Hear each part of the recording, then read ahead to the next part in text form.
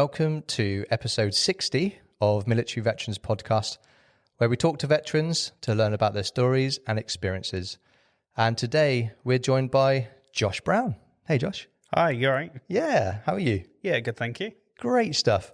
Well, thanks for inviting me to this location. And we're just going to actually mention where this is because it is a little echoey. I've done my best with the acoustic curtains, but there's only so much they can do.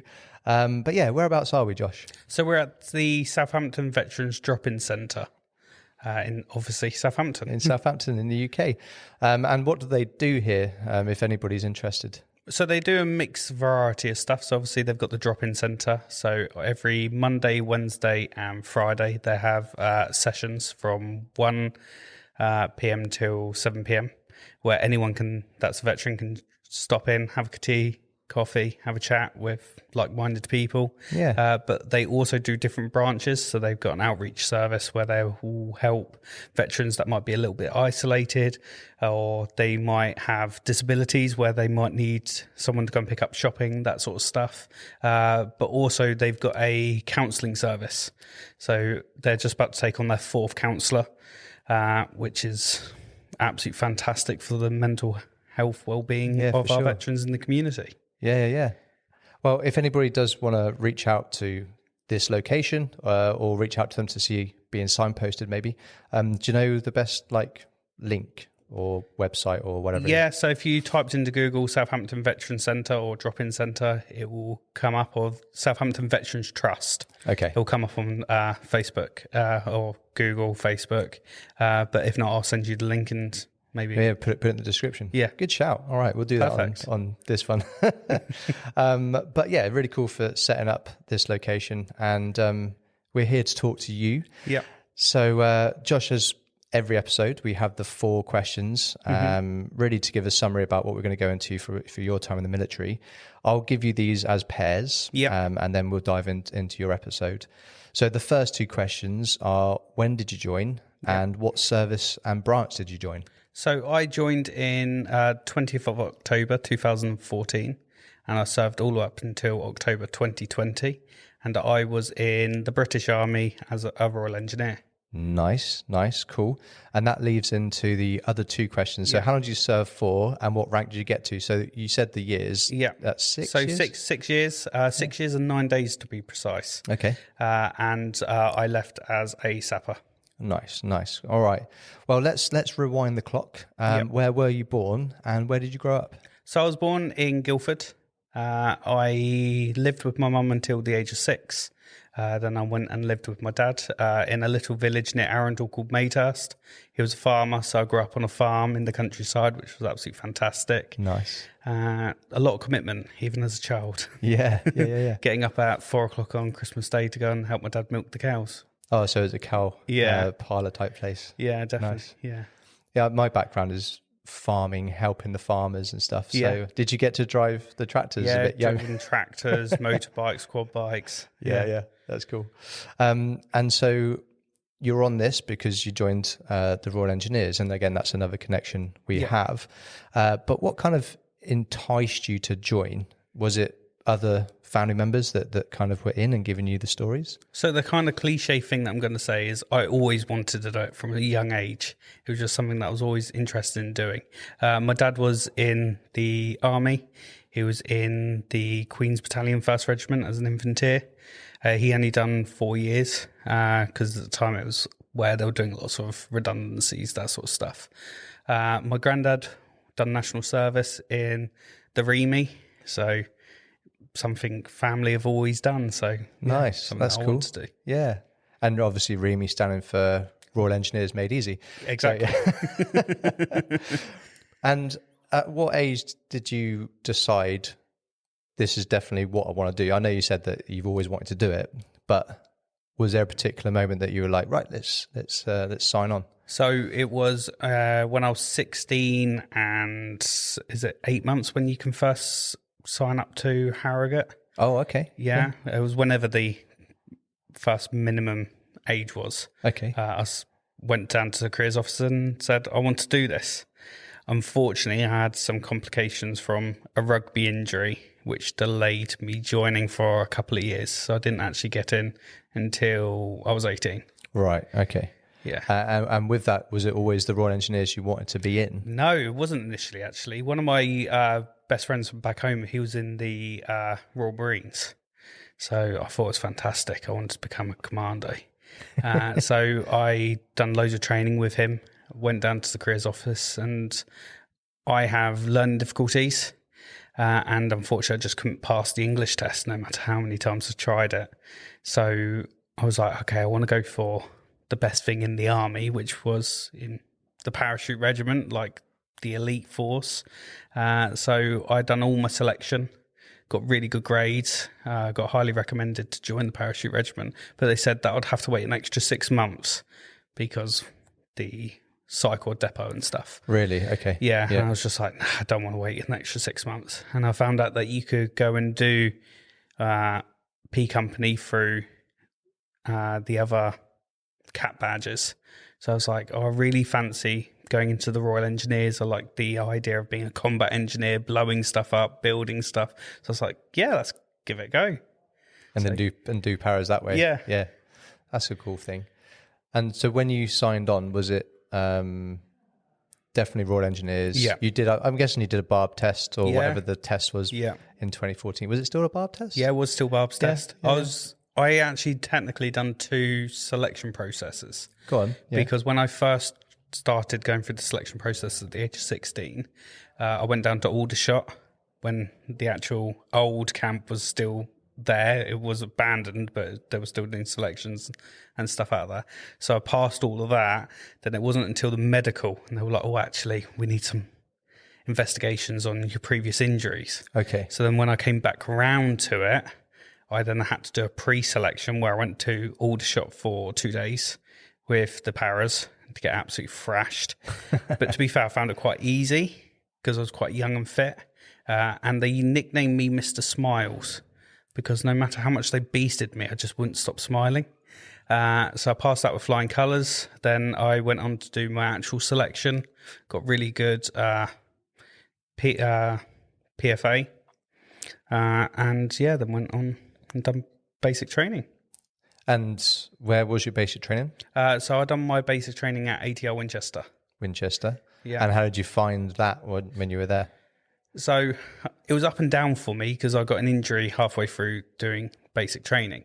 It wasn't as bad as people made it out to be. When I was going through joining up, I heard all the horror stories.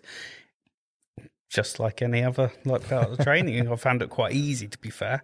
You had to be very regimented with, obviously, kit inspections and that sort of stuff. But the actual phys itself, I didn't find it that hard.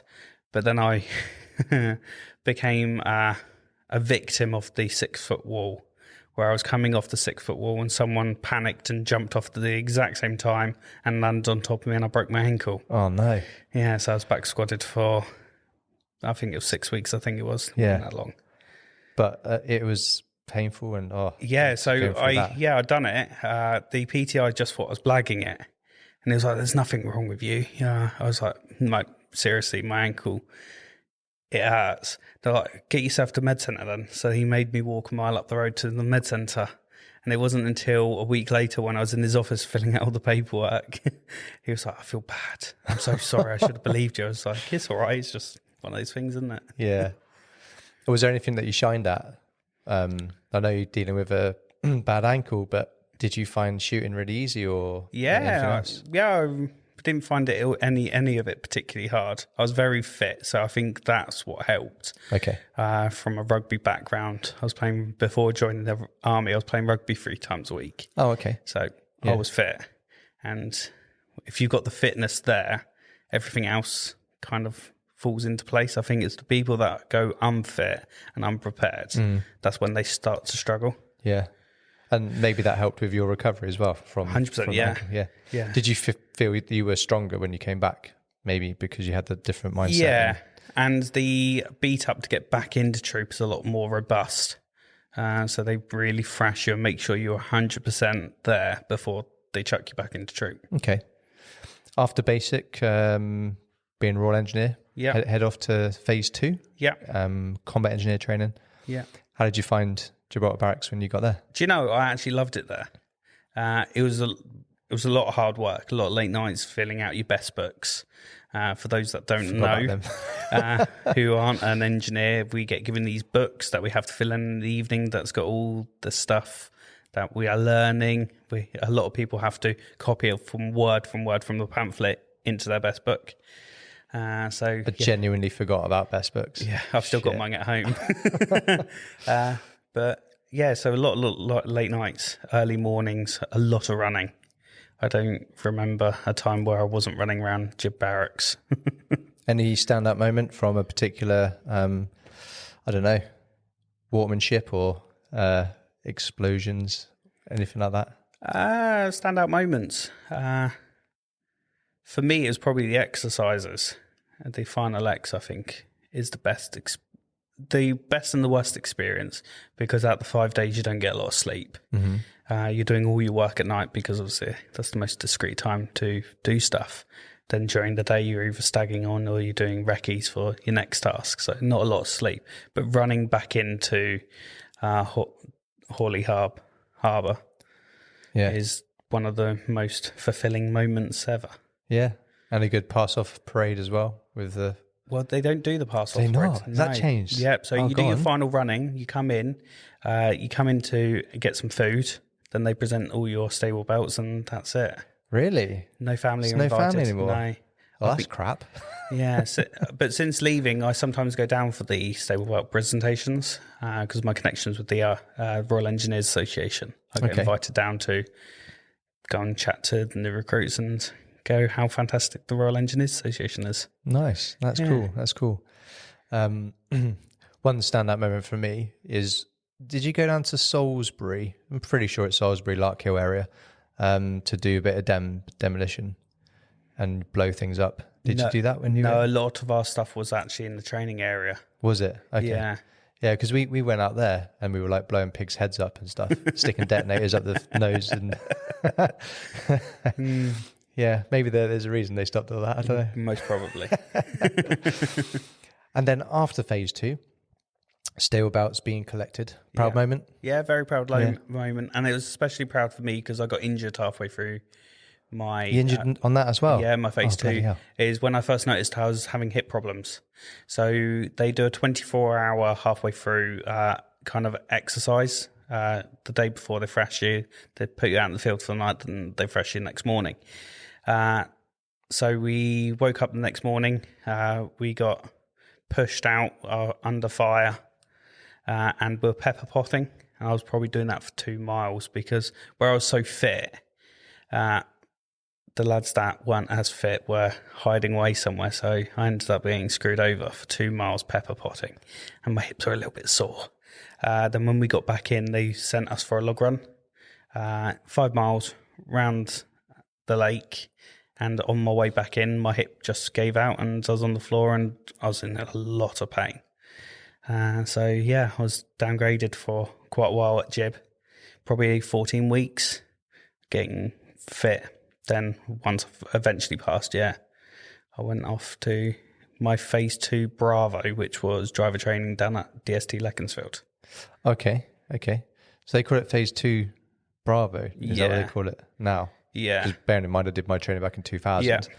Because that was classed as like your trade training if you were a driver. So was your trade a driver as well? Yeah. My trade was driver. Okay. So Leconfield up in Yorkshire, isn't it? Yeah.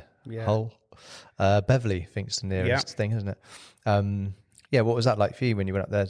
So I'm guessing you hadn't driven? I'd done all my car tests through the army. You did all that, okay. Done my car license actually at Gib after, in the transition, waiting for my second phase. Mm-hmm.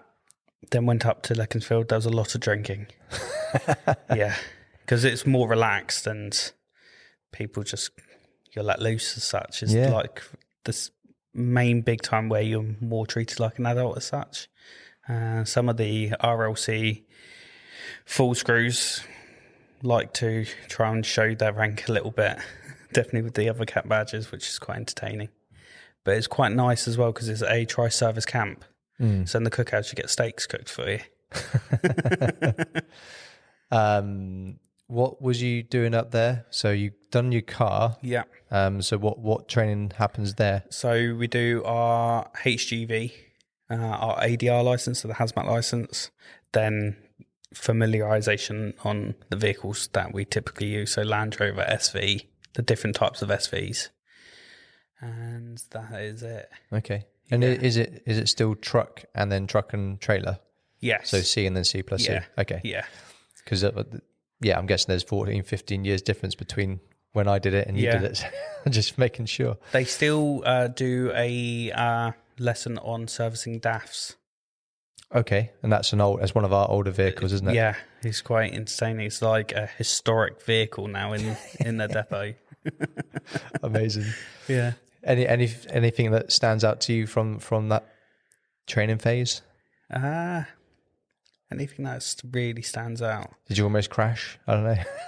No, we went through 2 trucks in one day though. So we got given this truck, took it out, doing our familiarization. First one blew up. So they brought another one out to come and recover us. We took that off whilst they waited for the actual recovery. 2 miles down the road, that one broke down. Was it a civvy truck or was it military stuff? Oh, military vehicle, ones. yeah. All right. Yeah, which was quite entertaining. Jeez. But I was unfortunate again in that phase. I got injured. I was on a night out and the bouncer decided that he wanted to fight a load of squaddies as such. And I ended up getting my head cracked open by a metal gate and I done a load of ligaments in my elbow. Wow. So I ended up getting RTU'd back to Barracks. Oh, you did? Yeah. Okay. Got that repaired, then went back on, completed the last phase, and off I went. Jeez. So in each one of your phase of training, you've had some sort of injury. Yeah, literally. And what kept you going? What was the mindset? Because I'm sure after the first one where you break your ankle, that's a shitter. Yeah. It's like, right, let's get this sorted, and you did, and you went back and completed it. Then you go off to Gib. Yeah. And then you get injured there. And then the same kind of thing happens. So every single stage you've got a goal to achieve. So basic training, your goal is to pass out and become part of the British Army. Phase 2 is to getting that stable belt. So that was the biggest drive, is to getting the stable belt that everyone wants. And lots of people don't unfortunately get it due to injuries or due to the wrong type of mindset. Then for me, the last phase was to get to regiment. And that was going to 9 Squadron. So that was like my drive. So that's why I kept on going. So you still had that drive of getting to the power aspect of the military. Yeah. Okay, that's interesting. Yeah. Nice. So how long was you up at Leconfield in total with doing the first bit RTU and then go back? Probably 14 weeks. Okay. In total. It was an extra probably a few weeks onto the actual course. The course is a 10-week course. So yeah, it wasn't that long. Nice. And then you say you head off to whereabouts you head off to? So I went to 2-3 Parachute Engineer Regiment down at Woodbridge, and I was in 9 Squadron. 9 Squadron. That's my first posting. And the 2-3 Air Assault, what does that house? So you got 9 Squadron, that's the power aspect? Yep, so you got 9 Squadron, 5-1 Squadron, and you've got HQ Squadron, so they're like their support squadron. Okay. But 5-1 is also... Airborne, yeah. Airborne as well? Yeah. Okay. Yeah, it was just 9 when I was in, so it's changed a lot. Were they still at Aldershot then? Where are they now? Woodbridge. I don't know, because I spent a lot of my career in Germany. Oh, okay, yeah. I guess you lose track of where people are. Yeah. And also I had never had the interest to go and jump out of a perfectly good vehicle. Mine was water, so the other direction. Okay, so you get there. Typically, when you go to your first regiment, your first squadron, there's a bit of a welcome party, let's say. How was it for you getting to your first unit? Well, it's a bit... 9 Squadron itself, you've obviously got the new guy kind of vibes that you get whenever you go to a new squadron. But you also get you're a non-trained person. So you're treated a bit like a kid to begin with. Like, you can't sit at certain tables in the scoff house. You can't go into certain corridors in the blocks because you're not airborne. However, I would say 9 Squadron was my best my best posting, because everyone's in it together. It's like a brotherhood as such. Even for the guys that aren't badged, they're still treated. So every single week, Saturday during the summer, we had barbecues. I was probably one of the last kind of people that come through that got initiation as such, or it's not really initiation, it's just a piss up. And you just have to drink whatever's in front of you. So yeah, that was interesting, but it's all good fun. It's all part of it. And when you get there, is it long before you're off to do the P company? They try and put you on it as soon as possible. So I've known people literally turn up on day one and they're straight on it. Okay. I was there for, I think it was a month or so before I was on beat up. So to go actually onto P company, it's changed since my first time round. But my first time round, you had to go and do a beat up course, which is 2 weeks. Then you done pre-para, which was another 2 weeks. Then you actually went on to P company. The engineers are known to have the hardest beat up training throughout the brigade, which was interesting. So I strained my back actually in the first beat up phase and got absolutely treated like absolute dog shit, because they thought I was blagging it, but I wasn't. I passed the 20-mile tab and got sent up to P company. Then literally a week into pre-para, my hip gave out. Same injury as before? Yeah. Okay. So I got RTU'd and back to regiment. But it was frustrating because I was very fit. I could run a sub-9, easy sub-9 mile and a half with ease. I think the slowest time I ever ran was 9.5 minutes, and I purposely ran it that slow because we were about to go on leave and I didn't want to come back and have a worse mile and a half, so I deliberately ran a slow PFA. So it was very frustrating. And again, I was still playing rugby, so all the full screws that were on the training staff all knew that I was physically fit. So when I was going on and getting injured, it was probably quite frustrating towards them. So yeah, I got RTU'd. This time I was downgraded for a lot longer than the first time, because I just couldn't get up without being in pain. So unfortunately I missed out on quite a lot of opportunities to go abroad, which was frustrating. It was always literally the day before the deployment, the MO was like, no, you're not going. So that was frustrating. Yeah. You mentioned about doing rugby. Mm-hmm. So was that regimental rugby, or what was you playing? So this was 9 Squadron, this was regimental rugby. So going around to different competitions, playing. I'd done my coaching qualification whilst I was there, so I became the regiment's coach, which was quite interesting, quite fun.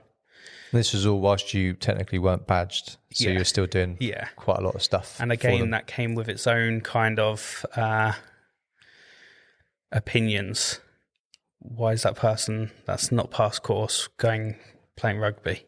He should be getting fit to go on course. But the thing that I struggled with is I could run as much as I want day one, but if you give me a second session in that day or multiple sessions throughout the week, then my hips just gave in. Okay. And so this was, how was your other injury? So the ankle's good. Ankle's fine. So that's properly healed. But it was the hip that was it was the hip. Still niggling. Yeah.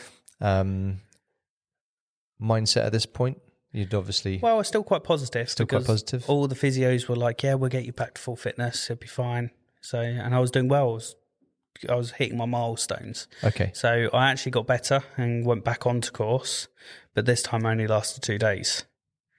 Literally went for 2 runs and my hip gave in. And at the time when I got pulled off the course, my mind was telling me I was running, but my legs just weren't moving. And the full screw running next to me, I still remember it to this day. He was like, come on, Brownie. I've seen you on a rugby pitch. Dig deep. And it wasn't the fact that I didn't want to do it or I couldn't do it. It was just my hips just seized up and I couldn't do it. you allowed to share what the injury So, yes. was? So, in 2019, I went and saw a surgeon, and he was very confused to why my hips were playing up so much. So he done a scan, and it found that I had torn both my labriums on my hips. So they're the ligament that runs around the front of the hip to lock it in to stop it dislocating. Okay. And he was like, it's very uncommon for you to tear both at the same time. So he was like, I want to do a bit more digging. And it turns out that I was born with hip dysplasia. So my hips were externally rotated, which is causing the impingement, which was causing the tear. So in 2019, I underwent a full hip reconstruction on my left-hand side. So they realigned it. They've stuck a metal rod in my leg. But unfortunately, it's left me with permanent nerve damage. Oh, okay. Yeah. So all them times people were slating me for coming off course or not trying, it wasn't my fault. Yeah. It's just unlucky. So your mind is strong and still setting yourself goals and trying to make you do all this stuff. Yeah. But the body was saying, we can't do it. nah, mate, yeah. But the second time I went on course, I didn't actually particularly want to go back on it at that moment in time. I didn't feel that I was ready. But I basically got told by my seniors, no, you're going on it. You're one of the fittest in the squadron. You're going on it. Okay. So, okay, I don't know how my hip will last. Even the physio said probably wouldn't put you on it for another at least a year. But unfortunately, they were right and everyone else was wrong, apparently. And what happened when you got injured at that point? So at that point, I got downgraded again, and that was the last time I was ever fully upgraded. Okay. So for the rest of my career, I was downgraded and, deemed as a biff. Okay. Yeah, that word. Yeah. How long was you in 9 Squadron after being Good question. downgraded that time? I think I was at 9 Squadron for a total of 2 years, which they normally give people 3 attempts, then they post them out. Or some people, depending if they've got local connections, they might keep them there. But yeah, they shipped me out quite quick after that second time. Because I'm guessing they, in the nice way, they do need fit blokes they do. to go on the course. And unfortunately, you've got injuries. Yeah. So they made that decision for you. Yeah. Was that what happened? Yeah, they need airborne lads in an airborne regiment. So I was just taking up a space for someone else to come in. So yeah, they shipped me off and I ended up down at 26 Engineer Regiment. Okay. Down at Tidworth. And I want to ask, how was your mindset at this point? Because when you joined the military, your mindset was to get into some sort of para or Marines. Yeah. And now you're being kind of posted away from there. So my mindset, it was still very positive. So my last SJAR from the 9 Squadron was that I was very close to being promoted. The only reason that I wasn't able to promote is because they're an airborne regiment, they do a lot of exercises. They needed to see someone out in the field. And because I was injured for that last year, they never saw me out in the field, so they couldn't promote someone that they haven't seen in the field. So apart from that, I was probably one of the most competent sappers in the MT department. Yeah. So, yeah. So I was going to my new regiment going, I'm looking for that promotion. I want to progress. And was there a small thing of, I'll go away, I'll come back, that kind of, or did you know that I knew it was pretty bad? With the high levels of people that don't pass course, going with a pre-existing injury is just a recipe for disaster. Okay. So I remember on my first time going up to P Company, there was 30 lads that went up and only 2 passed. So arduous. Yeah. Yeah. It is. Yeah. It is for the fittest. And even the fittest sometimes just don't make it just due to unlucky injury.